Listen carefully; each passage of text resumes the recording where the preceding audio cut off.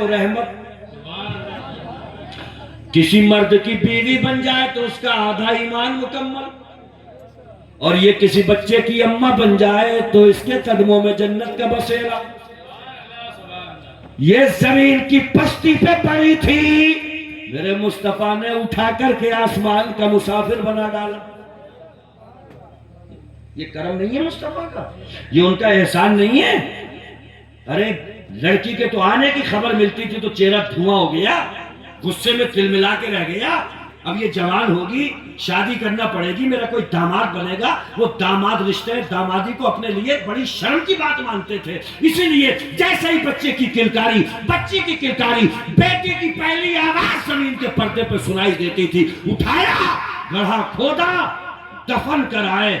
खुदा की कसम एक जिंदा वजूद तड़प के रह जाता होगा, सांसों की घुटन महसूस होती होगी, और वो बच्चियां वहीं से सदाएं लगाती होगी, या अल्लाह। कुरान कहता है रब की अदालत सजी होगी तो जितनी बच्चियां गड्ढों में दाबी गई है वो सब रब की अदालत में कहेगी, मौला गुनाह क्या था हमारा, क्या जुर्म था हमारा कि सांसें लेने से पहले सांसों का अधिकार छीन लिया गया, परवरदिगार आलम परवान चलने से पहले गड्ढे में झोंक दिया गया।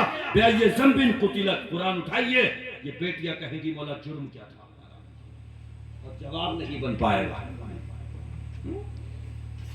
ये मुस्तफा के एहसान है।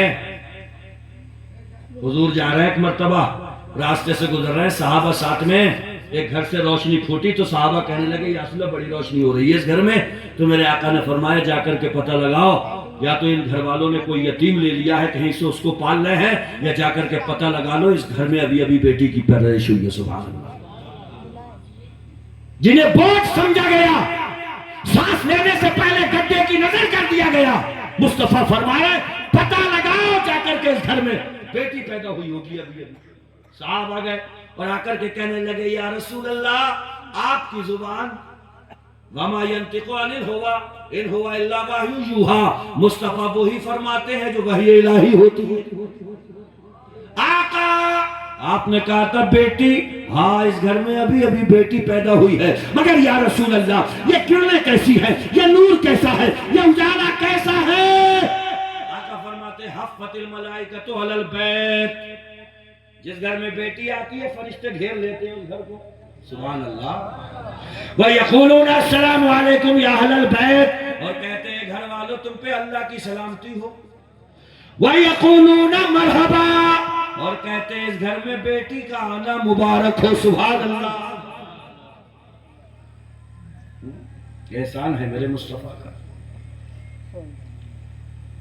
एहसान है, मगर कहीं ना कहीं हमारी सोच का धारा उसी अय्याम जाहिलियत की तरफ फिर पलट रहा है। वो खुशी नहीं होती है बेटी के आने पे जो लल्ला के आने पे होती है। सोचो फिक्र का तिबला आज फिर चेंज हो रहा है।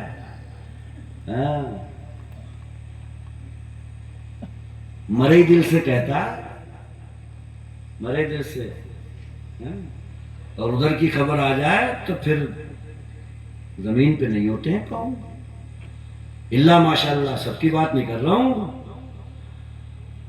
आज भी अगर हम उसी दौर की तरफ पलट रहे हैं तो याद रखना हम मुस्तफ़ा जान रहमत सल्लल्लाहु ताला अलैहि वसल्लम की तालीमात से मुनहरिफ हो रहे हैं, फिर रहे।